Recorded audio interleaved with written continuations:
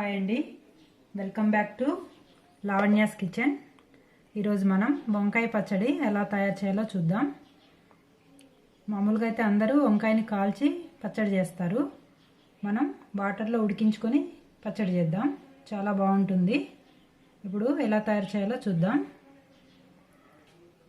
ముందుగా ప్యాన్లో పచ్చిమిర్చి ముక్కలు వేసుకుందాం.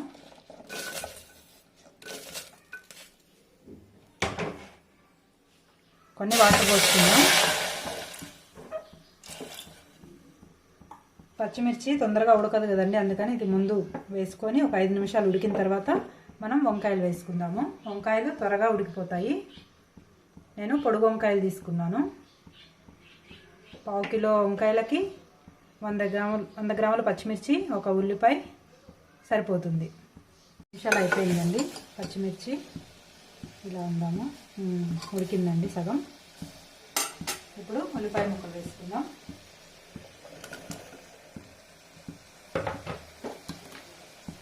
వంకాయ ముక్కలు ఇలా కట్ చేసి ఉప్పు నీళ్ళల్లో వేసుకున్నాను. ఇవి కూడా వేసేసుకుందాం. కొన్ని వాటర్ వేసేసుకొని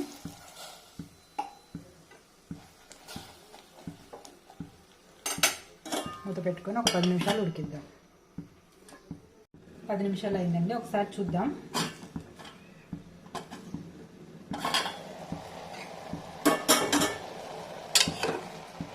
ఉడికిపోయింది.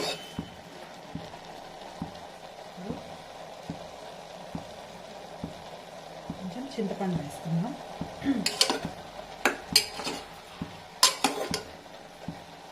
ఇంకొక 5 నిమిషాలలో ఈ వాటర్ అంతా ఇంకిపోతాయి. అంతసేపు ఉంచుకొని మనం స్టవ్ కట్టేసుకుందాం. నీళ్ళన్నీ ఇంకిపోయాయి. స్టవ్ ఆపేసుకుందాం.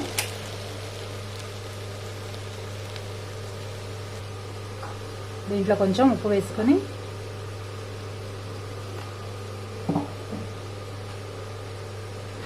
పప్పు గుత్తితోని ఇలా మెదుపుకుందాము.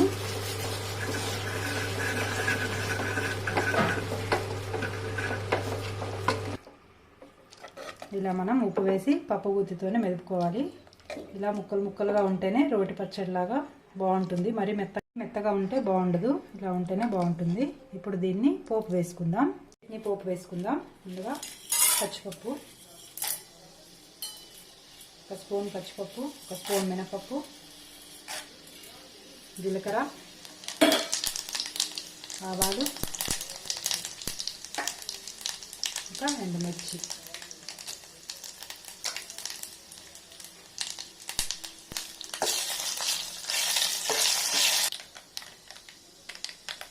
దీంట్లో వెల్లుల్లి, నల్లగొట్టిన వెల్లుల్లి వేసుకున్నాం. కొంచెం వేగిన తర్వాత కరివేపాకు వేసుకున్నాము.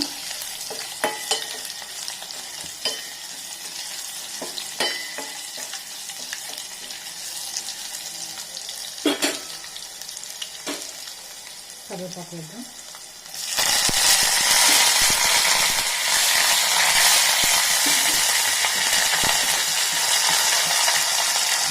కొంచెం పసుపు వేద్దాము.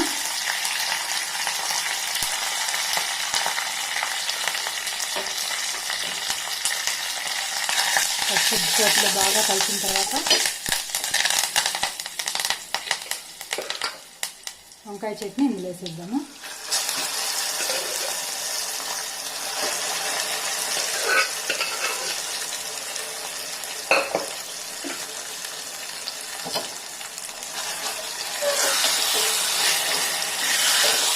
బాగా కలుపుకొని పోపు మొత్తం పచ్చడి పట్టేటట్టు కలుపుకొని సిమ్లో పెట్టుకొని ఒక 10 నిమిషాలు వేయించుకోవాలండి. అప్పుడు వాటర్ అంతా పోయి ఆయిల్లో ఫ్రై అయ్యి మంచి టేస్ట్ వస్తుంది. ఇది రైస్లోకి చాలా బాగుంటుంది.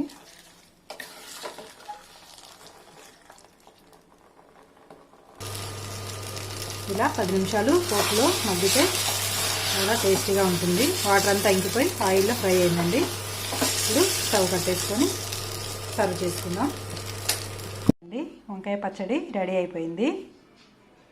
ఈ వంట మీకు నచ్చినట్టయితే లైక్ చేయండి, సబ్స్క్రైబ్ చేయండి. Thank you.